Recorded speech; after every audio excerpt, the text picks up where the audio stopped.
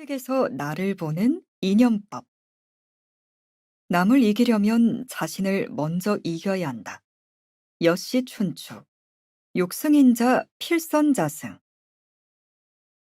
요즘 저와 개인적으로 상당히 껄끄러운 사람이 있어요. 도대체 제가 왜 이 사람과 엉켰는지 모르겠어요. 운명적으로 볼 때 이 사람과 저의 관계가 어떤가요? 실제로 이 사람 좀 문제가 많은 사람입니다.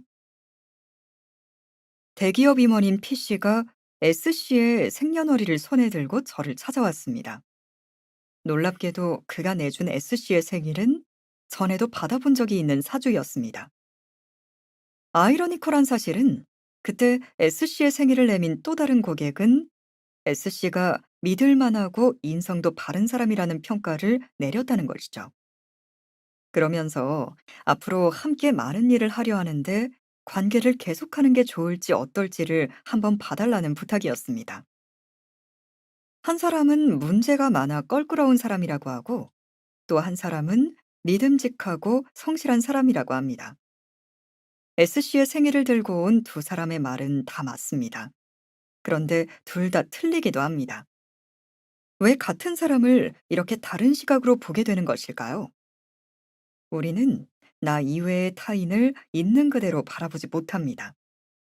당신의 눈에 비친 상대방의 모습을 당신의 틀로 해석해서 바라보기 때문입니다. 당신 안에는 여러 가지 모습이 있고 만나는 사람에 따라 다른 모습의 나를 내보입니다. 따라서 당신이 타인을 판단하고 받아들일 때에도 반응하는 나에 따라 각각 몇 가지 유형으로 결정하게 됩니다. 때문에 같은 사람도 바라보는 사람에 따라 전혀 다른 모습으로 보이게 마련입니다. 지금 당신에게 그토록 얄밉게 구는 사람이 누군가에게는 세상에서 가장 너그러운 사람일 수도 있다는 이야기랍니다. 사실 인연운을 살펴볼 때 궁합에 따라 대하는 방법과 전략은 천차만별입니다. 그러나 보편적으로 당신이 기울여야 할 노력이 있습니다.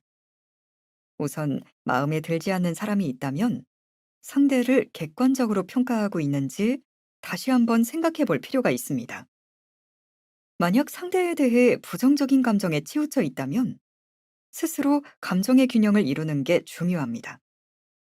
상대방에 대한 부정적인 생각이 강하면 강할수록 두 사람의 관계가 악화되는 것은 불을 보듯 뻔하지요.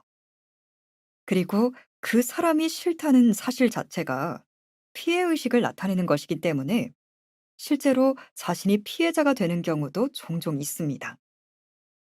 운의 관점에서 볼 때 악연이라고 판단되면 과감하게 관계를 단절하거나 정리하는 게 바람직합니다.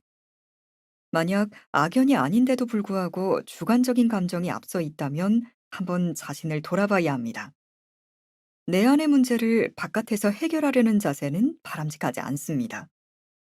실제로 서로 마음이 맞지 않는다라고 말하는 상대방과의 관계를 자세히 살펴보면 인연법상 악연이 아닌 경우가 더 많습니다. 이 같은 관계는 오직 당신의 내면에 자리한 그를 미워하는 나를 치유함으로써 이겨내야 합니다. 왜 그토록 마음에 들지 않는지, 부정적인 감정을 가지게 한 원인이 무엇이었는지 마음 깊숙한 곳까지 살펴보고 내면의 어린아이를 꼭 안아주세요. 반드시 어떤 불안이나 두려움이 자리하고 있을 테니까요. 살면서 마음에 드는 사람만 만난다는 것은 불가능한 일입니다. 당신이 가진 여러 가지 모습 중에도 마음에 들지 않는 모습이 있고 바로 그 모습을 싫은 상대에게서 보기 때문입니다. 그러므로 마음에 들지 않는 사람을 만나는 건 역시도 당신의 행운을 키울 수 있는 기회로 삼아야 합니다. 소외되었던 내 안의 나를 발견하고 스스로 용서하며 따뜻하게 감싸 안아준다면 당신의 아군으로 변모하거나 또는 자연스럽게 멀어지면서 문제가 해결되는 환경이 만들어집니다. 시간이 지나면 당신 자신을 온전히 사랑하기 위해 마음에 들지 않던 나도 반드시 필요한 자신의 한 조각이었음을 깨닫게 되는 때가 올 것입니다.